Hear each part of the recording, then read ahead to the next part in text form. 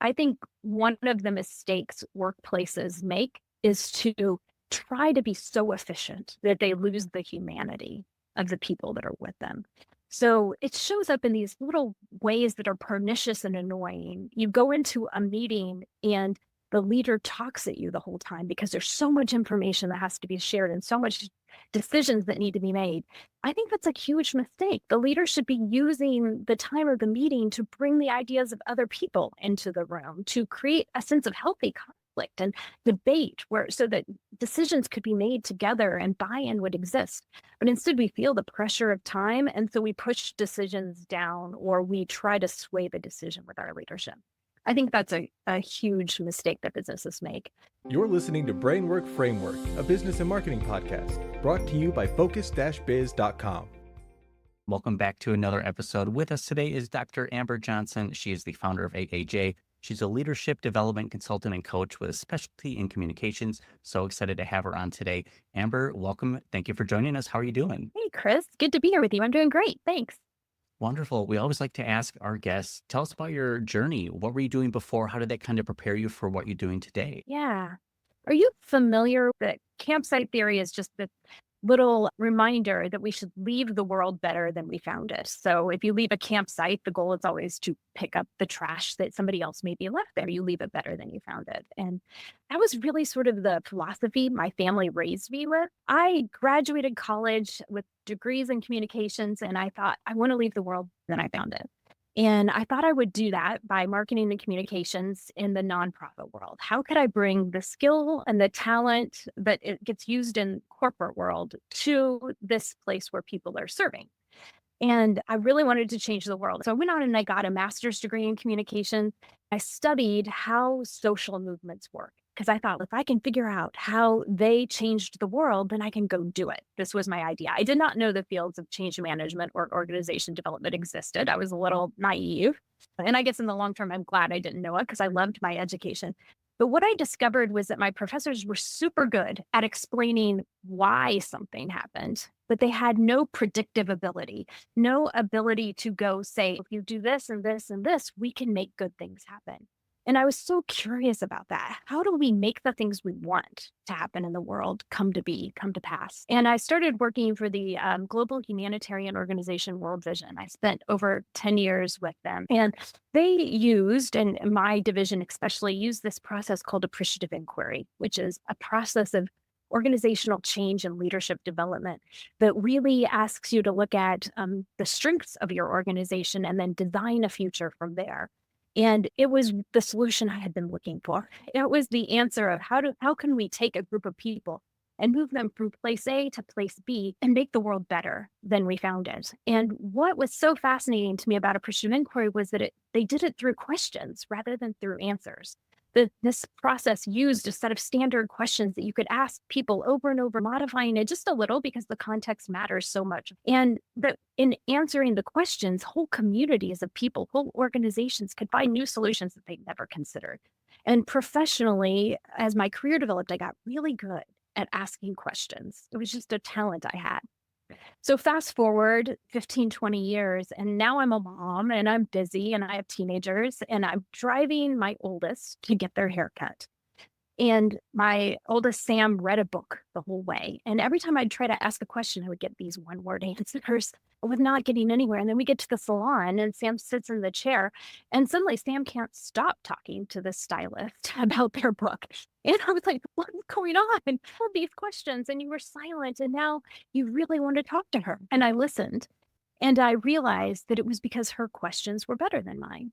I had asked, do you like the book? Is it the second in the series? And she asked, what do you like about this book? What do you like about strong characters? What is it about fantasy books that really appeal to you? She'd ask these wide open questions that gave Sam room to answer. And I had asked these questions that failed me. And I could not believe that as a professional, my expertise is questions. And as a parent, I was stinking at it, just total failing. And so it sent me on a journey to figure out, how do you ask a good question? Because I don't think that's something we're ever taught. You're a podcast host, so you've honed your ability to do this. There's some journalists and some psychologists who maybe have had a little bit of training in it, but the rest of us, communicate all day long without really connecting because we're not good at asking questions.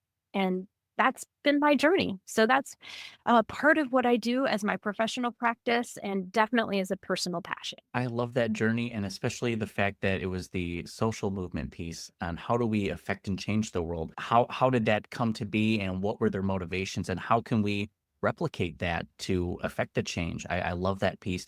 Communication is so important and something that improving on would help solve a lot of our world's problems. I feel it's the communication barrier that we have. We're speaking with too much emotion, or we're not communicating in a proper way, not asking the right questions. There's things we can be improving to help our communication practices. So I love all the work that you do. What changes have you seen from COVID?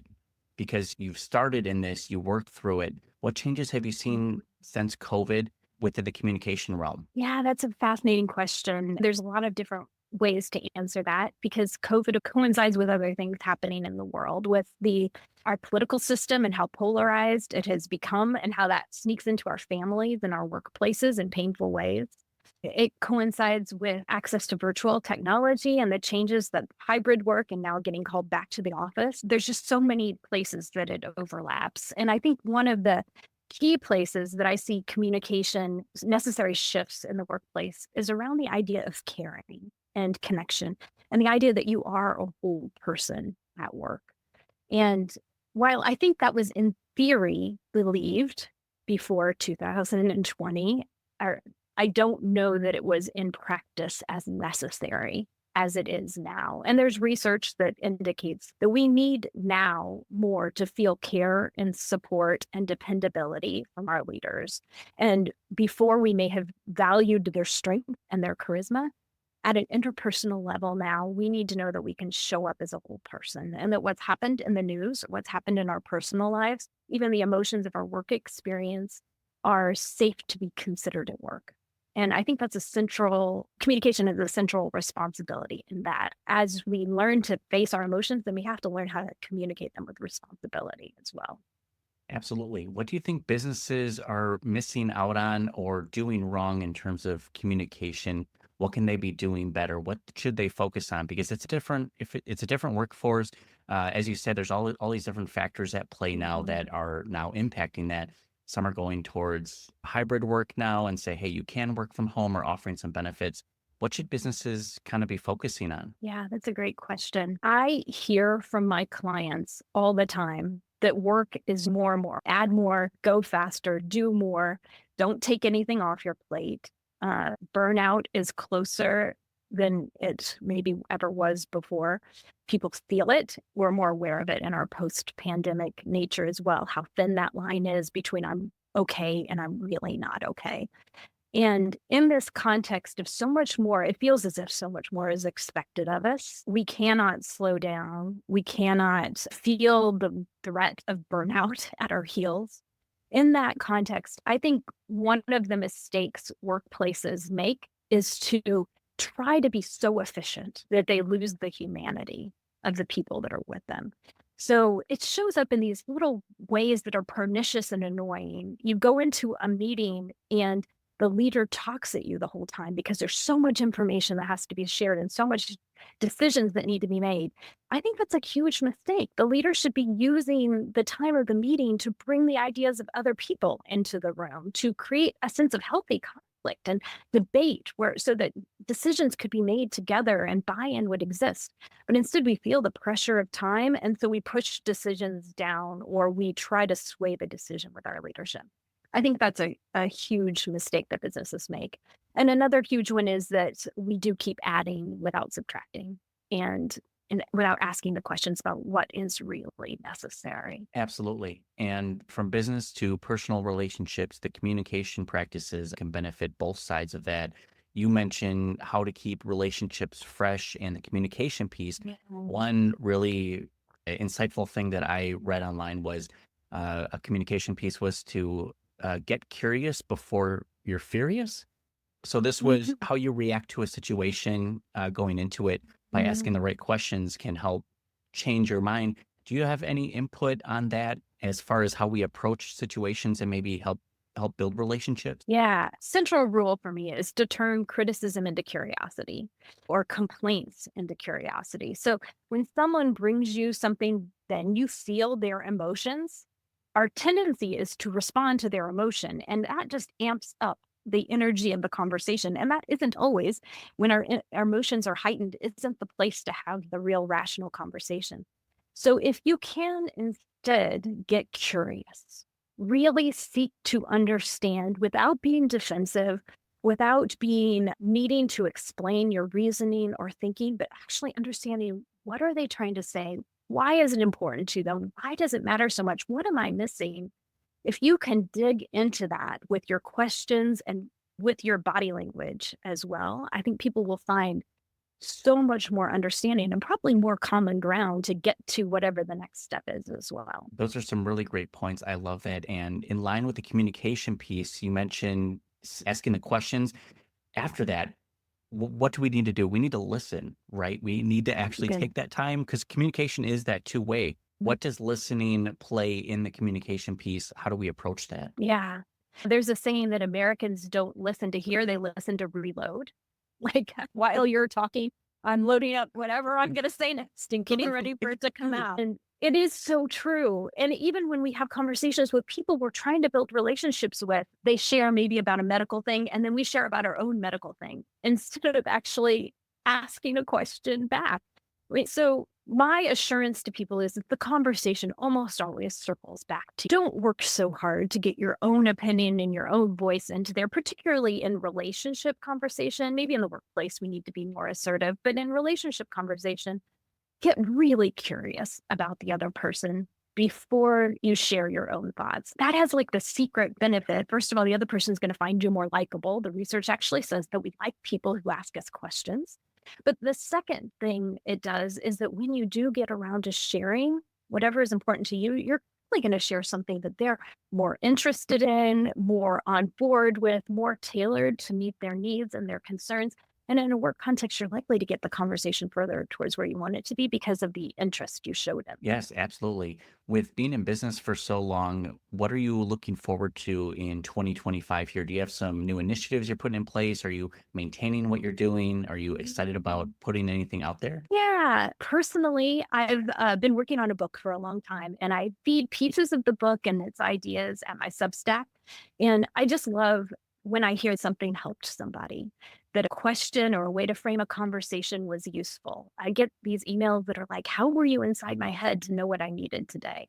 And so I am absolutely delighted to spend this year helping people have better conversations so they can have stronger relationships and more meaningful and productive work. I love that. Do you offer any resources available? We're going to share the links available down in the show notes and the description here. You mentioned your Substack. We'll have that available Yeah. as well as your LinkedIn. Is there anything else available to the community who want to learn more? Yeah, well, the Substack is free. I want to say that up front because I know we all have subscription fatigue from the feed that get charged everywhere. So this is a free, be a better parent, a better partner, a better leader in 5 minutes a week. That's my pitch through your communication. And beyond that, coming out in February, I have a free download of questions you can ask instead of how are you? And here's the reason why. How many times do you ask, how are you? And Chris, what do you think? What do All the people say? all the time. It's my go-to. Yes, and when you ask it, what are the answers you get? Good, could be better, about the same as usual. Hanging in there. My husband and I call it the BFW response, which stands for bid, be fine, whatever. People aren't giving you anything real. And so if we're going to break that script and not just communicate, but actually connect with people, it helps to ask other questions. So I have coming out in February a download of 50 questions you can ask instead of how are you? So you get more conversation going with your partner, your kids, your colleagues, your neighbor, whoever it is. I love that. One thing you mentioned was how you communicate and speak with your children. Can we flip the script? What can we do as far as maybe our generation speaking to our parents as well? Because there's big differences, right? What can we do to better our communication style with our parents? Yeah, as an adult, how do you talk to your adult parents? I think good questions and curiosity are the first step in active listening, like you said earlier. You're not going to get the door open without that. I also find a lot of strength in what I call managing the dynamic, which is to say, like, hey, mom, you and I don't always sit down and have heart to hearts. That hasn't really been our style. But I've found myself wondering and ask a question. And somehow by naming, this may feel awkward, but I know I don't normally do this, but I've been wondering, that's naming that dynamic. It gives us this permission to do the awkward thing or to open the door in a different way. It almost sends a signal to people to behave a little better, to take what you're saying seriously, that you aren't asking it flippantly with expecting a scripted response. And so it's an invitation to conversation that comes with a little more honest and vulnerable. And I think it's a great open door. I like that strategy, just to kind of call out the elephant in the room and say, hey, this is what we're working with, and then lead into it. Like you said, it kind of asks permissions first and then allows you to lead Love into it. it. That's very Yeah. smart. Speaking kind of this difference between the shift in power, I feel like when we become adults, from kids to adults, speaking to adult Mm, parents, the workplace changes that we're going to experience. It used to be very strict, dedicate your life to your job, versus now where it's a bit more lax, and the relationships, the purpose, mhm. the ideas of the organization matter a bit more. What do you kind of see the trend changing into, or what was the most exciting change in the trend that you've seen in terms of communication and workplace dynamics? Yeah. Did I say anything earlier that you can You repeat? I'm trying to probably did, and remember. I'm reiterating the question again. It was maybe in pre-interview. I didn't ask this question specifically. The newer generation that's going to be coming into the Mm, workforce. How do you see that yeah. kind of adapting Yeah. into our workforce? Yeah, that's a great question, Chris. And I think one of the things I'm very aware of because I have a senior in high school is that there are 4 or 5 generations actively in the workforce at one time right now. And we are wildly different in temperament and how we were raised. My children's generation has been raised with the ideas of emotional intelligence, with being very fluid and literate in our emotional language. They've been raised with a sense that they can advocate for themselves and that there should be boundaries around their work and their schoolwork. As a Gen Xer, I was raised that I was the early generation of the Blackberries and I worked in an international organization. And if I got a 2 a.m. email, I responded at 2:01. This was how I was raised. This is what leadership and responsibility looked like in my generation. And I don't think this will fly anymore in the face of the new generation. And we are in such a global society, we're always on somewhere. And so I am excited to learn about boundaries for myself. I'm excited to watch organizations grow more comfortable in drawing them. And I think it's going to produce all sorts of interesting communication challenges as we learn to work asynchronously, not just with our colleagues in China who are working different shifts than we are, but with our neighbors down the block who are taking 2 hours off in the middle of the day to pick the kids up from preschool and move them to daycare. And our lives are going to have to become, our communication is going to have to be just as fluid as our lives are. And I think that's going to be such an interesting challenge, especially as we overlay the expectations of generation. Absolutely. That was something I didn't even consider, is having 4 to 5 generations in a workforce. So you need to have something that appeals to all of them, communicates well to them. And sometimes you do need to take it on that more micro level to speak with the individual, the person, as opposed to the workforce as a whole or their generation as well. So that communication piece is so important. Is there anything that I haven't asked you yet that you're excited to tell people about or chat about? Just want to open the floor for you. Do you know when this will be aired? Or like when you post this? I don't want to talk about New Year's sort of things if you're going to Of do it in course. April or something. Yeah, so I do think it'll be like March or April for release. A lot of people may have already forgotten their New Year's goals, but it could still be relevant, up to you. Okay. Yeah. Thank you. It's the spring. And I was raised in a generation that did spring cleanings. You open the windows, get the cobwebs out of the corners. And my challenge to people would be I don't care about your house, whatever, let it be dirty, but spring clean your communications. Look for conversations that are in the rut. And ruts for me stands for conversations that are too routine, conversations where the uncertainty is so great, conversations that are tense, or conversations that are serious, truly serious. Look for those conversations and ask yourself, what cleaning do I need to do in my life this spring to have those conversations well, to not just communicate, but to truly connect and to use them as ways to build stronger relationships and have more meaningful, productive work to get the results that you want, the impact that you want. Spring is actually a great time for that. There's so many transitions happening, graduations, all those sorts of things. This is a great time to ask ourselves, what can I be doing to clean up those areas of my life that maybe haven't gotten off to the right start this year? How could I leave that? I love that. It's something that we need to kind of take a look back, take a step back, and look at what things we want to keep with us, the communication styles, the friends, the relationships that we want to focus our time on. So important. We appreciate you coming on to our podcast and sharing all these great tips and tricks with us. Hopefully we can have you on for a part 2 a year from now to see how things have changed. Dr. Amber Yeah. Johnson, we appreciate it so much. Thank you. Thank you, Chris. It was a delight. Thank you so much. That was really fun, actually. Thank That you. was wonderful.